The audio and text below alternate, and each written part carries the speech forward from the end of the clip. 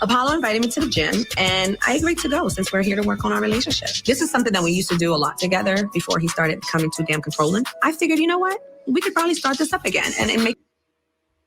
Hey guys, and welcome to Little Black Book. Another one we're talking to you guys about, well, you're slowly destroying your relationship. And now I probably spelled it wrong there on the title. I'm going to have to change it. By the time you get it, it won't be spelled wrong. But, you know, in relationships, you're doing something, you shouldn't stop doing it. You know, there's some things in relationships that are minuscule, minute, small, it seems, but they are critical ingredients to making the relationship stay together.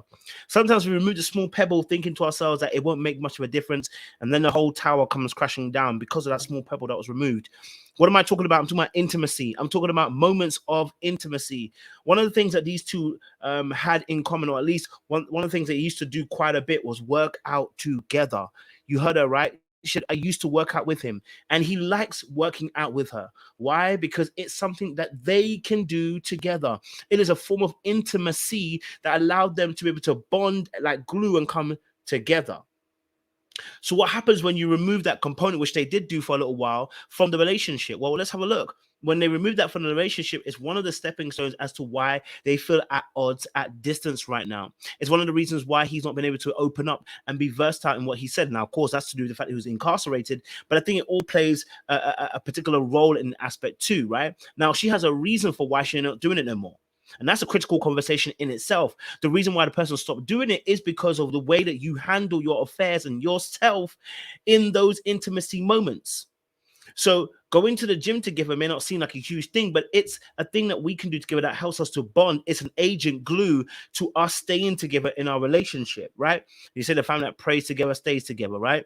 And so what you're looking to do is create these moments of unification, right? Whether it's the gym for him and it's an event or a hobby for her, doing it consistently with that person begins to breed and fester this unity. You ever seen a sports team that consistently played games over a course of a period of time? That consistency makes them superior. That consistency makes them a better team. That consistency makes them be on the same wavelength and same page, that they begin to anticipate each other's needs and wants within the factor of the sport or the game.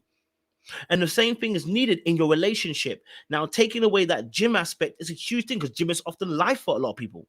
So taking away the aspect that we spent maybe an hour or half an hour working out together, we might not even have to say anything too much, but the fact that we're working out, I see you, I breathe you, I smell your essence, I'm being close to you physically as well as emotionally. And what that does for the relationship is it adds this bonding chemical, this bonding agent, right? This bonding agent. And so when you're in a relationship, find your intimacy spot. What is it that we're going to do together that's going to help us keep that that bond going, right? What's our thing, right? Some of us like to be cinema. Some of us like to eat together or go to new restaurants and try new places, go on holidays, whatever it is. You need to keep doing it because it's what keeps you in check. The moment you stop doing the very things that are markers and are gates to your relationship and foundations that prop it up, the moment you start removing those things, it's a moment the foundation begins to get weak and the house begins to fall. It's very similar to, as a Christian, you know, spending time in your word and praying and spending time with God. You know, that consistency helps to build the relationship with God. Same thing in your relationships. Consistency and you doing your intimate affairs together helps to keep you in bond. Stop doing it and the end's near soon. Stop doing it and destruction is around the corner. Stop doing it and you find yourself that you don't know why you have broken up, but you're here now. And it's because you removed the small little clogs from the chink of the armor, or from the clogs in itself, right? And it's now falling apart. Why am I mentioning this? I think it's key as couples do that they find their particular thing. So what's your thing? What is it that you love doing that you can do with your partner?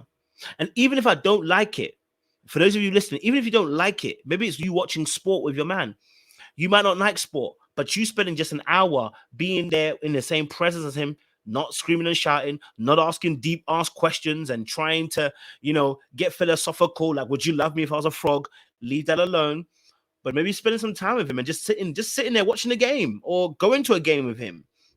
I remember one of my ex-girlfriends went to a game with me, and let me tell you something, it changed our dynamic of relationship. I really did appreciate that as well. So don't quit